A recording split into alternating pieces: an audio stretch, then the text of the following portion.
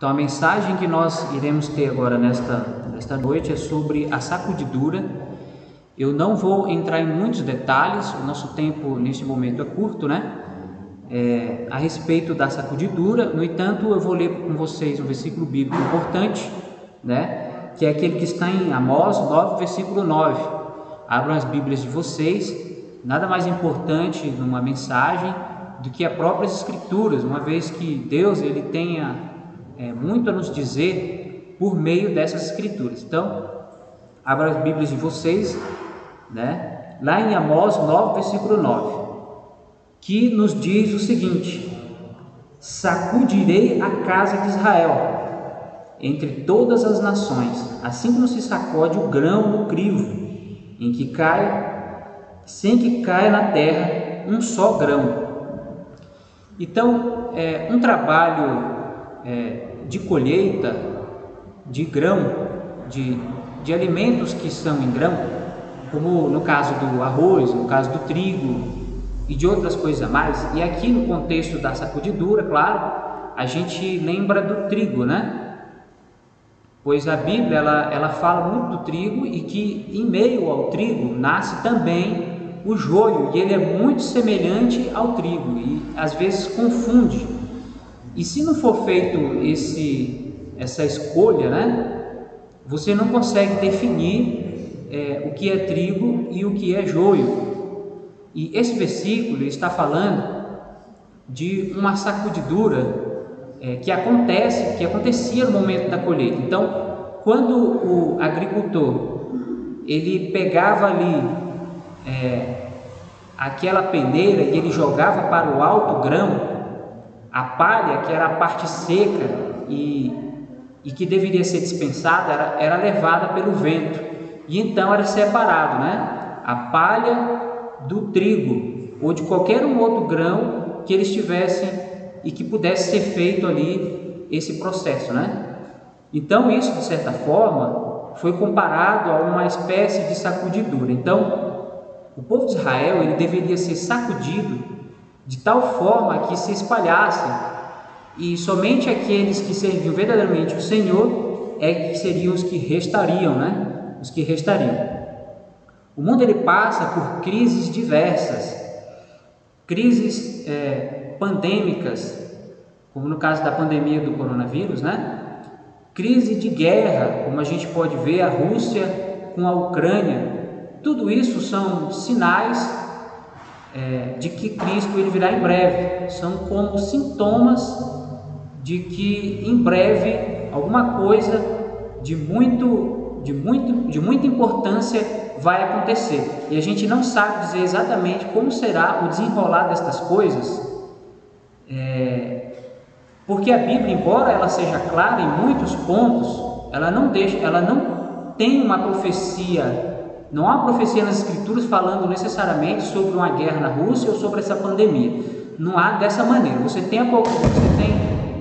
Mateus, né, capítulo 24, falando sobre as dores de parto e outras coisas a mais. E voltando à questão aqui da sacudidura, é que as crises, elas geram, de certa forma, uma sacudidura.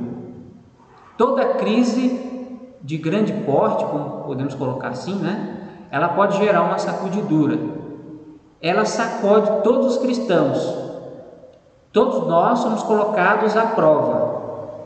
Não há uma só pessoa cristã que não seja colocada à prova. Todos nós que seguimos a Deus somos colocados à prova. E a Igreja Adventista também é colocada à prova. Ellen White ela diz o seguinte: os que têm tido grande luz e preciosos privilégios, mas não os têm aproveitado, com um ou outro pretexto nos abandonarão, por não terem recebido o amor da verdade. Serão colhidos pelos enganos do inimigo, darão ouvidos a espíritos enganadores e a doutrinas de demônios, e se afastarão da fé. Na atualidade, tem-se notado que tanto no meio acadêmico quanto nos estudos mais fundamentais, como no estudo fundamental e no médio, aqui no Brasil tem se disseminado com bastante veemência algumas ideias que são bastante causadoras de dano à nossa fé. E muitos dos nossos jovens e muitos dos nossos velhos, não só os jovens, mas muitos dos nossos velhos, mesmo os que não estão mais numa escola ou que não estão mais numa faculdade, são influenciados por estes enganos que por ali acontecem. E eu posso citar alguns destes enganos que por ali acontecem, que ao meu ver tem causado uma certa sacudidura, talvez uma das mais fortes sacudiduras que a Igreja Adventista já enfrentou em toda a sua história. Só para lembrar, antes de mencionar algumas características destes enganos que vêm acontecendo na atualidade, gostaria de lembrá-los que por volta do início do século XX, com a presença de um doutor bastante importante da Igreja Adventista, ele não era um doutor em teologia, era um doutor em medicina, ou seja, ele era um médico que era tido como uma pessoa muito inteligente e muito capaz, e ele estava à frente de algumas coisas, e ele trouxe consigo algumas teorias que ficaram conhecidas como o panteísmo e outras coisas a mais aí que foram atribuídas às teorias dele. E isso fez com que Ellen White chamasse esse engano de apostasia, mais precisamente de apostasia alfa. Alfa vem do grego, que significa primeiro, que é a primeira letra do alfabeto grego. E ela disse que teve uma visão. Ela teve uma visão depois de ter enfrentado aquela apostasia que sacudiu a igreja naquele período, que trouxe um grande peneiramento, de certa maneira, para muitos adventistas daquele tempo. Ela disse que ela teve uma visão de que haveria uma outra apostasia nos últimos dias, e que essa apostasia ela chamou de apostasia ômega. Então, assim como a primeira, ela foi colocada como a primeira letra do alfabeto grego, a última apostasia foi colocada como a última letra do alfabeto grego, ou seja, para determinar que aquela seria a última apostasia. E ela disse que temeu e tremeu pelo povo de Deus, pelo que ela havia visto, pois o poder do engano seria maior e muito mais forte do que a primeira apostasia, que trouxe aquela sacudidura. Então há muitos motivos pelo qual a igreja ela vai ser sacudida. E vamos nos adentrar, e daqui a pouco eu vou comentar e voltar com vocês sobre os enganos que vem acontecendo em nosso meio cultural, na educação, inclusive nas escolas e nas faculdades, que é o berço da apostasia, e essa apostasia tem entrado dentro da igreja também. E ela diz assim, minha atenção foi então dirigida ao grupo que eu vira e estava sendo fortemente sacudido. Foram-me mostrados que eu antes vira a chorar e a orar com agonia de espírito. A multidão de anjos da guarda em seu redor foram duplicados e estavam revestidos de uma armadura de cabeça aos pés. Marchavam em perfeita ordem, semelhantes a um grupo de soldados. Seus rostos expressavam o tremendo conflito que haviam travado. A luta angustiosa, porque haviam passado. Contudo, seu rosto, antes assinalado pela severa angústia íntima, resplandecia agora com a luz e glória do céu. Haviam alcançado a vitória, e esta suscitava neles a mais profunda gratidão e santa e piedosa alegria. Aqui vocês podem ver o júbilo ou a alegria daqueles que conseguiram passar pela sacudidura e permaneceram de pé, ou seja, não foram levados pelos enganos satânicos dos últimos dias. São estes que receberam da parte de Deus dons espirituais, usaram estes dons e receberam de Deus também a chuva serôdia, por isso conseguiram resistir. E aqui diz também: diminuíra o número dos que faziam parte desse grupo, ao serem sacudidos. Alguns tinham sido arrojados fora do caminho. Os descuidosos e indiferentes, que não se uniam com os que prezavam suficientemente a vitória e a salvação, para por elas lutar e angustiar-se com perseverança, não as alcançaram e foram deixados para trás, em trevas.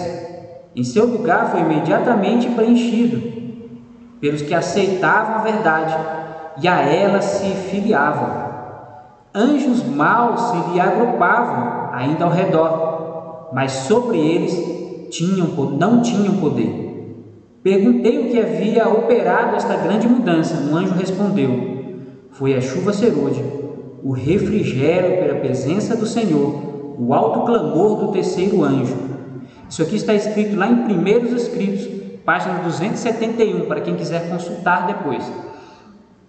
Então, igreja, nós percebemos que haverá dois grupos, conforme eu havia mencionado para vocês agora há pouco, que haverá o trigo e haverá o joio. O joio ele vai ser ceifado. Então haverá o grão e haverá a palha. A palha é aquele que vai ser levado pelos ventos de doutrinas e que vai ser enganado pelos últimos enganos. O engano ele vai ser tão grande, tão poderoso, que eles não poderão resistir. No entanto, aqueles que receberem a chuva serôdia, estes resistirão, porque receberão da parte de Deus força e poder para resistir ao poder do mal, e portanto não serão enganados. Aqui está enumerado algumas coisas importantes para a gente poder entender aqui melhor esta questão rapidamente, né? Influências externas. O mundo que nos cerca estará conturbado. Antigos futuristas indicavam um mundo tecnológico onde não haveria lugar para a religião e a fé. No entanto, Satanás, sabedor que é um povo que se levantará contra a bandeira de Cristo, tem preparado sua contrafação. Ou seja, o inimigo ele está planejando um plano, ele tem um plano diabólico para nos derrubar. A experiência do passado há de repetir-se. No futuro, a superstição de Satanás assumirá novas formas. Erros serão apresentados de maneira agradável e lisonjeira. Falsas teorias revestidas de trajes de luz apresentar-se-ão ao povo de Deus. Assim procurará Satanás enganar, se possível, até os escolhidos.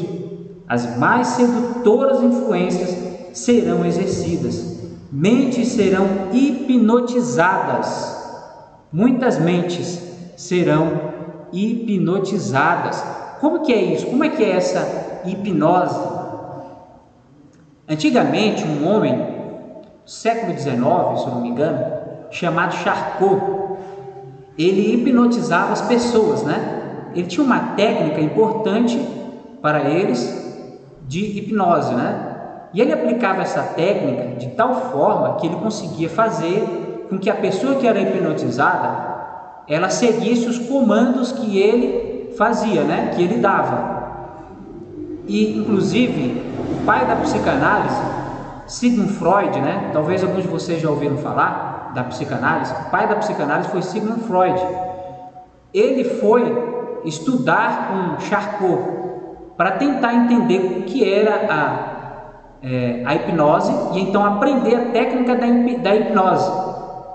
E ele aprendeu a técnica da hipnose e trouxe para o consultório dele, né? E então ele desenvolveu os métodos dele de avaliação de pacientes e de terapia. E depois de um tempo ele abandonou aquele método de hipnose, porque aquele método de hipnose ensinado por Charcot, ele era um método difícil de conseguir ter efeito na mente da pessoa, ou seja, de hipnotizar uma pessoa. Então nem sempre ele conseguia ter sucesso em hipnotizar a pessoa. No entanto, ao longo dos anos foi se desenvolvendo outros métodos de hipnose.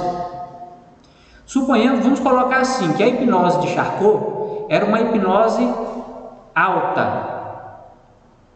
Aí, com o passar do tempo, foi se desenvolvendo uma outra hipnose, que é uma hipnose que podemos considerar como sendo uma hipnose média.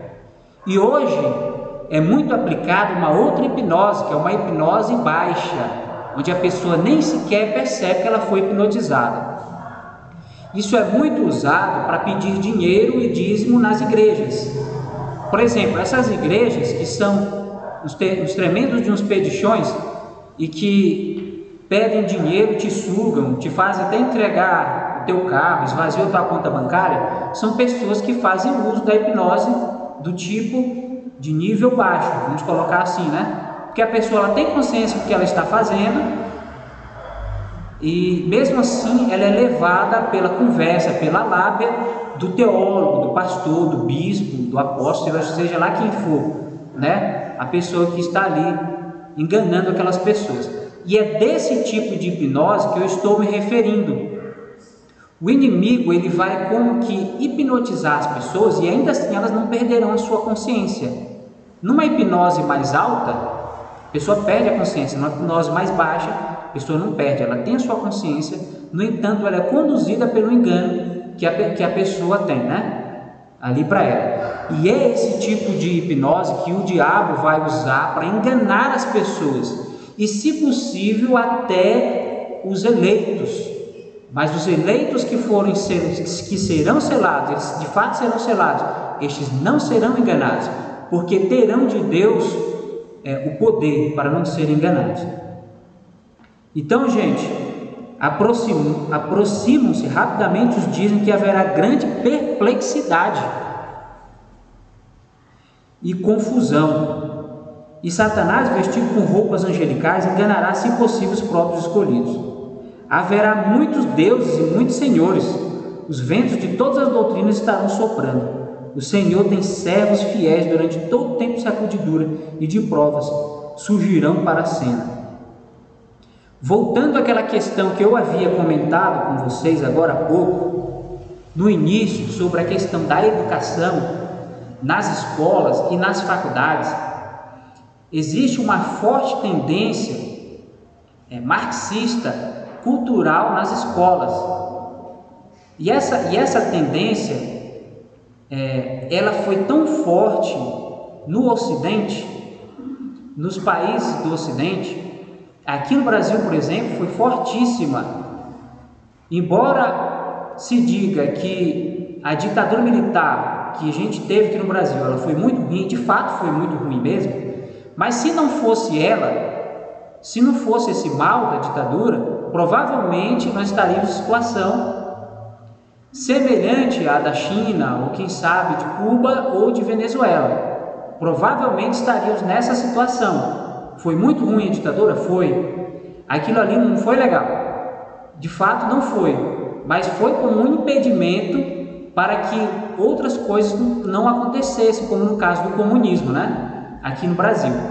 E hoje em dia nós sofremos as consequências, depois da década de 80, mais precisamente 1985, nós recebemos uma enxurrada de doutrinação ideológica de tal maneira em nossas escolas, que hoje nós temos na maioria das faculdades, e inclusive nas faculdades adventistas, mensagens de cunho marxista, onde, por exemplo, as escrituras, não estou dizendo que eu vi algum teólogo da igreja adventista ou das faculdades adventistas admitindo a teologia da libertação, não é isso, mas eu já vi algumas indiretas. Eu já vi teólogo, professor de teologia, formador de pastores com teologia de libertação, assim, com uma mensagem bastante tendenciosa, que dava para entender que aquilo ali era uma teologia chamada teologia da libertação. A teologia da libertação ela é um mal, e eu posso dizer muito rapidamente para vocês por que a teologia da libertação ela é um mal. Por exemplo, nós somos pecadores, correto? E Cristo, ele veio para que pudesse nos salvar. Ele morreu na cruz, portanto, Cristo é a solução para o pecado. E isso ninguém duvida, né? Nós, cristãos, não duvidamos disso. No entanto, existe aquela ala de cristãos que admite que Jesus Cristo realmente é o nosso Salvador. No entanto, eles são colocados como se fossem um meio de solução para o problema do pecado. E eu vou explicar para vocês por que isso acontece. Por exemplo, vou citar para vocês um exemplo prático. A Bíblia, ela diz assim, na lei dos 10 mandamentos: não matarás, correto? Se você for buscar o significado da palavra não matarás, a partir do hebraico, você vai entender que ali o que está escrito é não assassinarás. Ou seja, a palavra é assassinar, quando alguém é assassinado por alguém. É daí que vem a palavra assassinar. A gente pode traduzir assim, né? Eu não sei como que diz em hebraico necessariamente, mas traduzindo, não assassinarás. No entanto, a teologia da libertação e essa nova onda ideológica, ela trouxe uma outra palavra chamada de feminicídio. Feminicídio você pode usar? Você pode. No entanto, existe um mal por trás dessa palavra. Quando se usa a palavra feminicídio, você está usando uma palavra que é cunhada pela teologia da libertação e que é cunhada também pelas ideologias marxistas. Enquanto que pecado é transgressão da lei, para a mensagem marxista, para as teorias marxistas, pecado é mal social. Então entenda o seguinte: pecado como transgressão da lei, é Cristo quem é a solução. Pecado como mal social, quem resolve é o homem, ou seja, a sociedade está com um problema, portanto, aquele candidato, aquele prefeito, aquele governador, aquele presidente, ou seja lá quem seja o líder que esteja encarregado de resolver determinados problemas da sociedade, é ele quem resolve, não necessariamente com a força militar, policial, ou civil, né, ou da polícia civil, não necessariamente com isso, mas resolvendo os problemas da sociedade, do mal social. Então perceba que, por um lado, pecado, transgressão da lei, quem resolve é Cristo; pelo outro, pecado com mal social, quem resolve é o homem. E isso é idolatria. É por isso que eu, por exemplo, não sou favorável a ideologias de esquerda. E também não sou nenhum de direita. Eu não me coloco como alguém que defende políticas de direita. Não é isso que eu quis colocar aqui. Eu não sou um defensor de políticas de direita. Só estou dizendo para vocês que foram eles, a esquerda política, que trouxe esse mal para dentro da igreja. E esse mal, ele está tão forte dentro da igreja, que eu acredito, ao meu ver, é meu ponto de vista, que um dos maiores enganos que a igreja adventista já passou em toda a sua história é na atualidade. Por exemplo, Deus nos chamou para uma missão de pregar o Evangelho. E Deus nos chamou nessa missão de pregar o Evangelho, e Ele nos disse que nós devemos amar o nosso próximo como a nós mesmos. Então a nossa missão não é lutar em favor dos negros, não é lutar em favor das mulheres, e não é lutar em favor de homossexuais. A nossa missão é amar o nosso próximo. A nossa missão é levar Cristo para a humanidade. Cristo é a solução.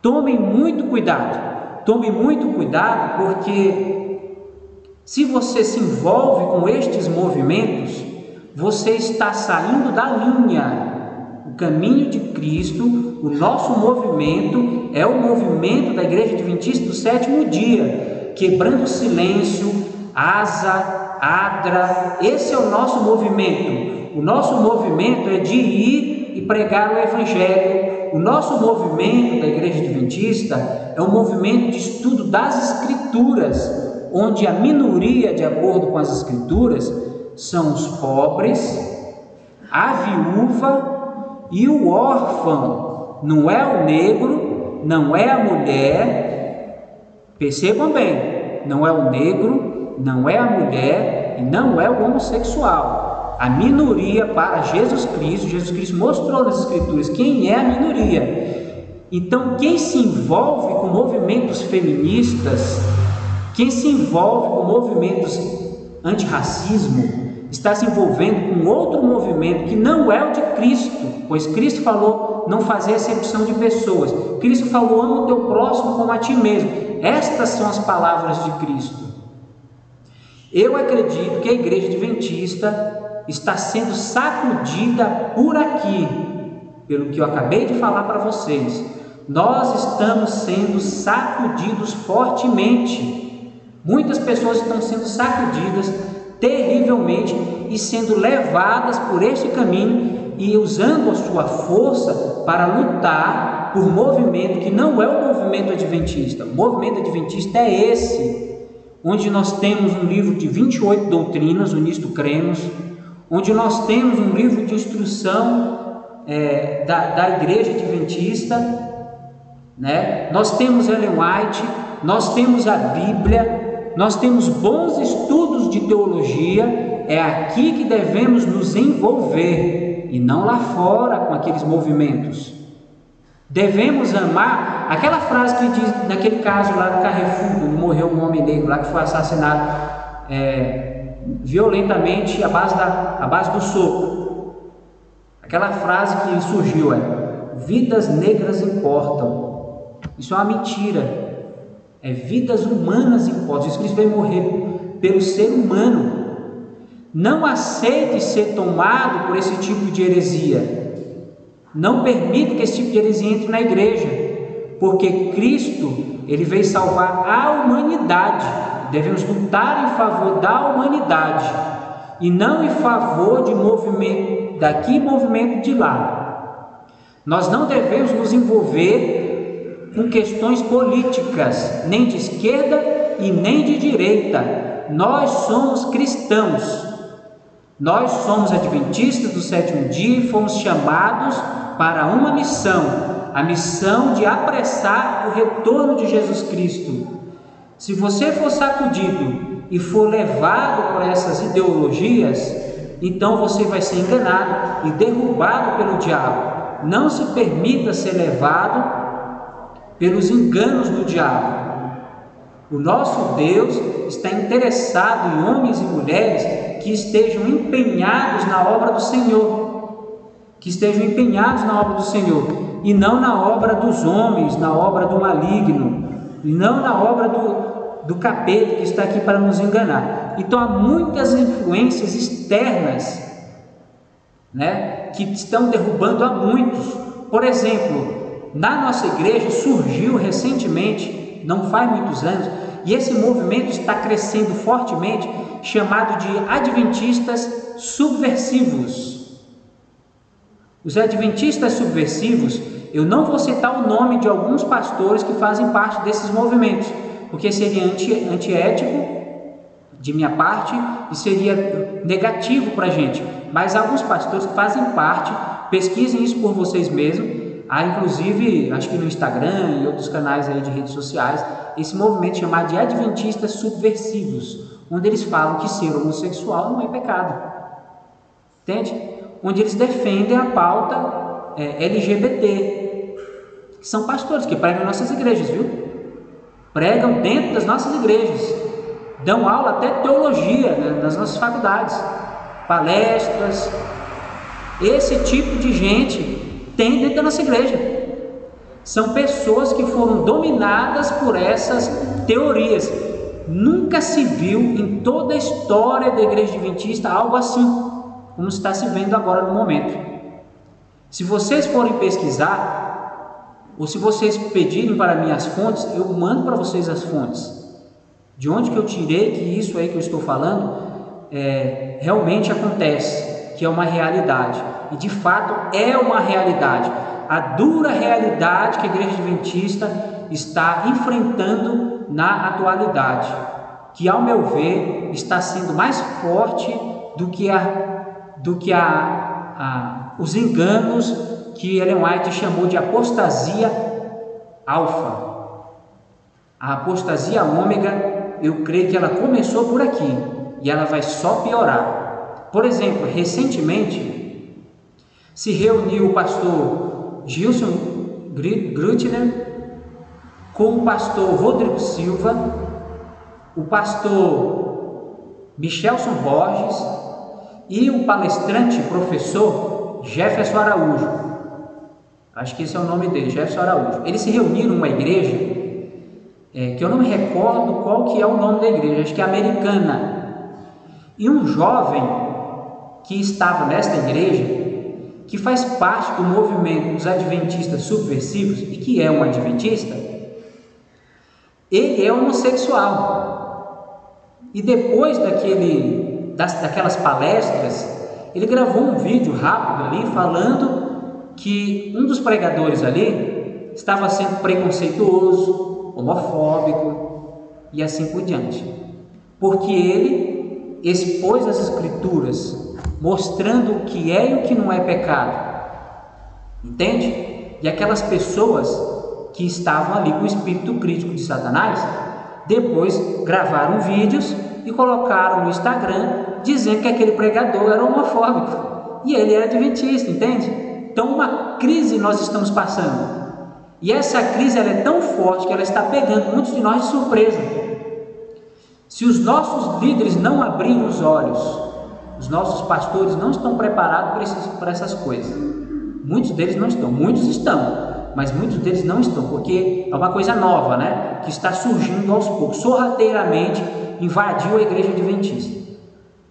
E muitas destas coisas podem ser consideradas como sendo um engano dos últimos dias, que está sacudindo, e em breve a palha ela vai ser lançada fora, e somente aqueles que permanecem firmes na palavra do Senhor, estudando a Bíblia, investindo no conhecimento das Escrituras, no conhecimento cristológico, pois essas ideologias elas afetam duas grandes doutrinas da nossa igreja: a doutrina da cristologia, que é a doutrina de Cristo, e a doutrina de soteriologia, que é a doutrina da salvação. Ela nos afeta nesses dois pontos fortemente. Cristo é o nosso Salvador e não o homem. A solução para o pecado é Cristo. A solução para o pecado não são os homens, não é o antropocentrismo, mas é o cristianismo, o teocentrismo. É isso que nos salva. Cristo no centro de nossas vidas e não o homem. E que Deus nos abençoe e que a gente esteja preparado para esses últimos enganos. E se vocês tiverem dúvidas sobre essas questões e quiserem mais detalhes, porque no momento eu não vou conseguir apresentar tantos detalhes por causa do tempo, a gente pode em algum momento trabalhar essas questões e conversar sobre elas, que é para a gente ficar advertido contra esses enganos. Que Deus nos abençoe.